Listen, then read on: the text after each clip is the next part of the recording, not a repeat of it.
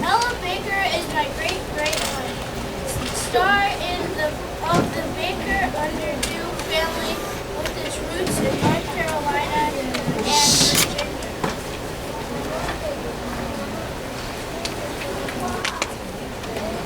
Ella Baker was born in North Virginia and raised by Deanna and Blake Baker, her parents. She was 7. Her family moved to her mother's hometown of Littleton in rural North Carolina. As a girl, Baker listened to her grandmother tell stories about slave owners. Baker's grandmother had been enslaved and was with her refusing to marry a man chosen for her by the slave master.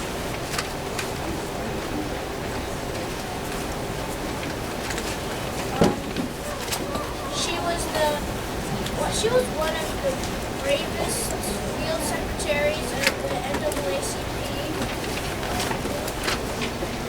Southern Christian Leadership Conference, Student Nonviolent Coordinating Committee, and the Southern Conference Education.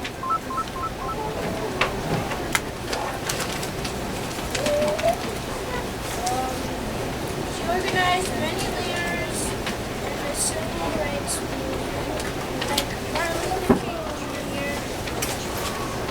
W.E.B. Thurgood Marshall, A.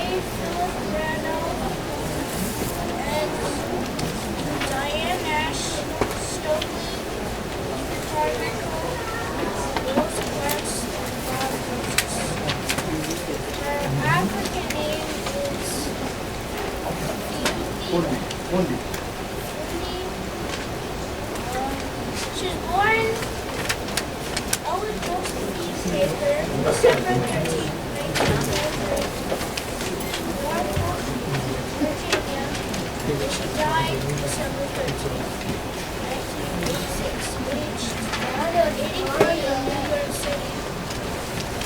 She went to Shaw University. She organized NAACP, SCOC,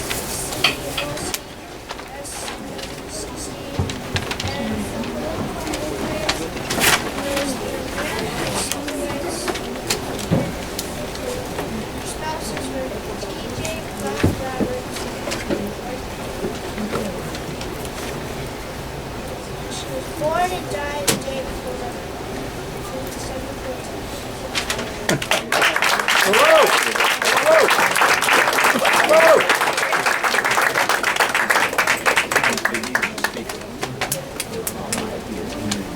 Next, we're going to have Jalissa Egan presentation.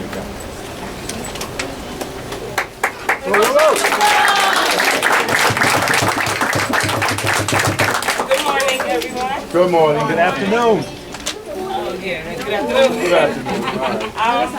I wrote a small poem that I wanted to share with the children, seeing as how Christmas was over the holiday was very sad, but it's called Ujima. Collect your friends, children. I want you to come with me so we can spread peace and love in a saddened community. There's a lot of work that needs to be done, but we cannot do it by ourselves. We have to uplift the young boys and girls and show them their true wealth. It's not just your responsibility, but everyone must take part. We must have open arms, ears, and an open heart. Ujima says we must work collectively to get the job done. And remember that we are not just responsible for self, but for the well-being of everyone.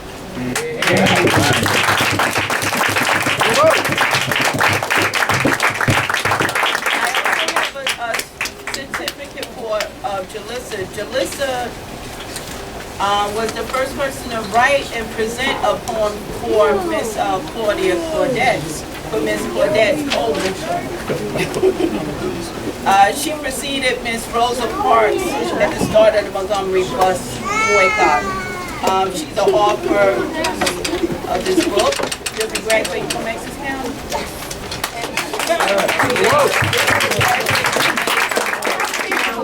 She's also a mentor to the kids to help them write poems.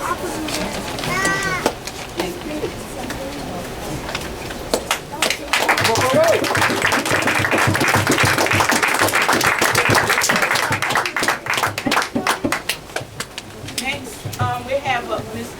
Minister Ellis. Minister Ellis. Minister Ellis is known in the community for enough is enough. Fight back for violence that's in the communities against gun violence. Yes. His dedication is going to be for Nelson Mandela. First I want to say it's an honor to be here and definitely to be a part of a celebration for the chairman's birthday. Also, it's good to see so many POP members here and people from the community. All right. I want to say what I'm going to do is going to be brief, but because Popcorn Kids have been doing this Black History Month program for about a year now, and they asked me a few months to come and do a little tap dance number. I said I would come and be a part of it for the end of their celebration.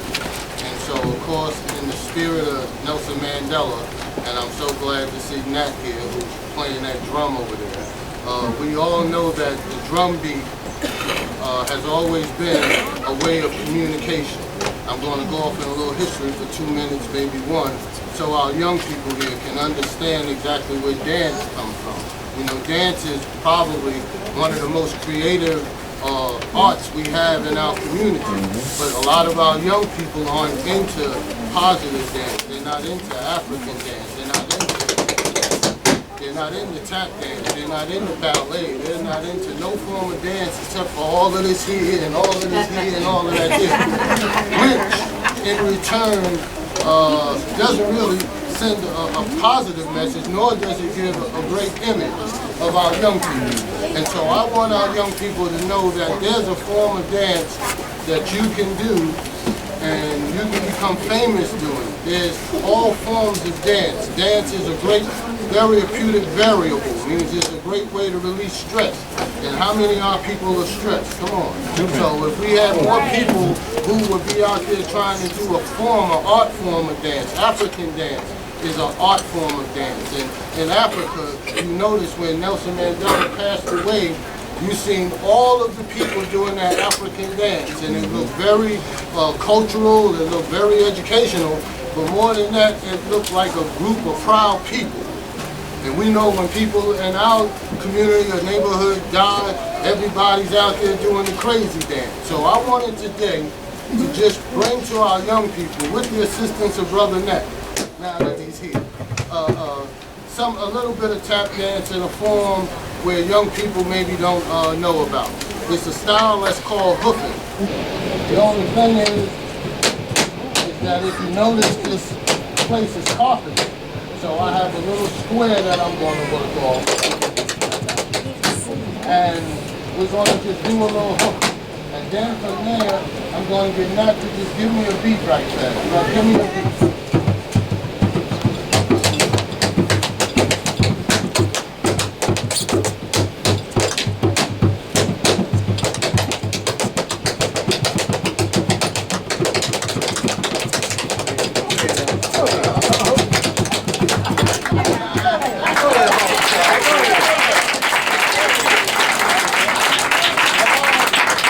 Greg behind. While we're doing that, I wanted to show you about our history.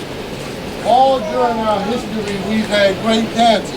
We've had Honey Coles, we had Bilbo Jangleson Robinson, we had the Nicholas Brothers. And right here in Newark, well, we're in Irvington now, but right in Newark, they have one of the most famous dancers, tap dancers, that came along, who is Savion Glover.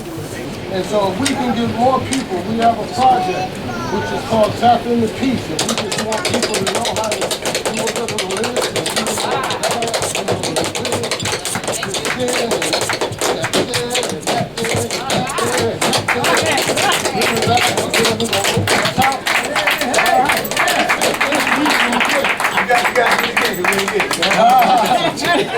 You got to show us a little Gregory Hines. Oh, no, Mr. Mayor, if we can get our young people, and this is why I'm glad when Sandra did her introduction, she spoke about how Enough is Enough Coalition has came into play with the Popcorn Kids. And she's absolutely right. We took them to the Bear Stadium for our Stop the Violence Day. They marched, they came out. We put them in a luxury suite. They ate. After we ate, we took them down on the field. They had a chance to meet the players, get autographs signed. And that was one of the greatest things that I've seen with our young people. And I say this, if we get more adults to become actively involved, don't cost a lot of money, it costs us time. Get our young people, art, we're in the library, reading. We should have reading groups for our young people all over the city. A safe haven is the library. With all the violence, and I'm going to end on this here. On a note that's probably during the holiday seasons and during Kwanzaa and the New Year coming up, we have to have safe havens in our community for our young people. And this is one of the reasons why I support Popcorn Kids. I overwhelmingly support Popcorn, but the Popcorn Kids creates a safe haven for our young people. It teaches them. And so if we can get more groups and organizations, more people, more churches, more communities, more mayors to become active like Mayor Smith, who's very active, a part of a lot of community projects and a part of a lot of young people's lives, then we will see the difference in our community. And we wouldn't have to be waking up in the morning hearing about teenagers being shot and killed. Come on, somebody. All right. We wouldn't have to wake up in the morning and hear about people being shot and killed at a strip club. That's enough. We have to be active in these young people's lives. We have to be active in these young people's lives. Why? You have to teach them that. You have to teach them how to do that. Save lives. So how many people can save a life? Raise your hand. Save a life. Save lives. Raise your hand. Save lives. What you gotta do is do what I'm doing. You gotta tap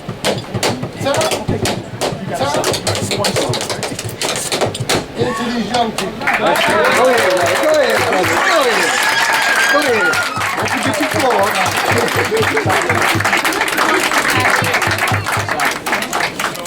Give him another round.